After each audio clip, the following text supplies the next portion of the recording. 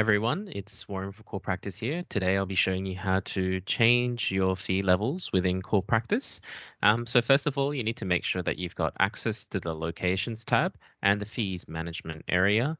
If you don't have permissions for this, you will get automatically logged out. So please get in contact with your administrator and they will be able to give you access to this page. Now, once you're in here, you're going to see a whole bunch of levels on the very left-hand side. Don't worry if it says default. There's always a lot of prices that you can fall back onto as well. You can always change this. Any fee levels that you choose to archive on here, we do keep them there still. So there's no way to delete these at this point in time. However, you can always go to the three dots on here to edit any of these levels, to set as a default or to archive them. If you ever need to add any new fee levels, like what we are going to do today, we can just go in and click on the plus button like I did just now. You'll get this little pop-up in here. Just give it a name. And then you're going to have three different choices in here. So these three different types, the general one means that everybody can use it regardless of whether or not they're a cash patient or if they have a health fund card. So typically, I guess if you're the type of clinic that has a one price fits all kind of deal, except for of course CDBS and DVAs and the likes, then that's fine. Just use the general one so everybody else can have access to this. Cash is great if you have a lot of patients that typically would pay with cash and you'd like to give them an incentive for that. That's when you would use the cash one on here. Now, the cash type will only work if the patient does not have a health fund.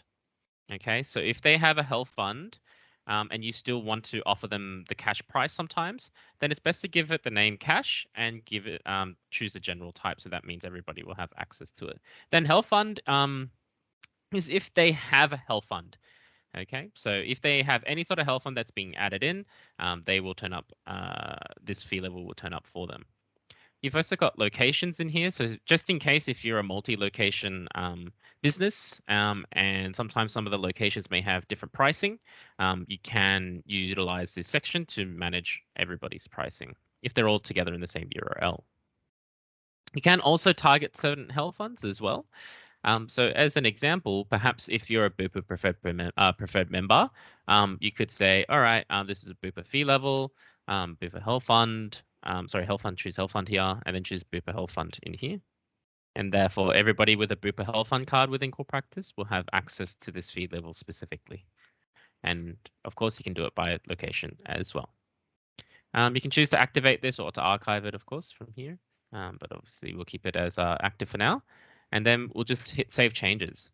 So now that I've got this test one in here, if I open this up, there are a whole bunch of codes based off the ADA guidelines. So you can go in here and you can also add in any of your prices in here as well. There's a few modes in here that you can utilize. So variable just allows you to change the price and anybody has access to changing the price. Fixed price means that it's just a one price and you can't change or give or discount it. You also have a minimum and a maximum. So not too many people use dynamic. Dynamic is usually only used when you want to, say, for example, offer a no gap discount or something like that. That's when you would utilize the discount section over here. Okay. Now, there are a few other ways that you can utilize this section as well. Is sometimes if, like say, for example, CDBS, when they change their pricing, you can just create a new fee schedule and then you can re-update all of the details. Okay, for the new schedule. So you can see now we're on the second schedule. So you can at least go back to your older one and see how you progressed or how much the prices have changed over time. Then you've also got the more button in here where you can copy fees into other fee levels. So like as an example, I can copy everything from my Bupa fee level into this particular fee schedule if I'd like to. Okay, so you can utilize this section here. You can also use this section here to segment or focus on particular areas. So let's say, for example, you just want to look at endodontics. then it will find all the codes for you, and you can just input the price from here. You can also search for the item code here too.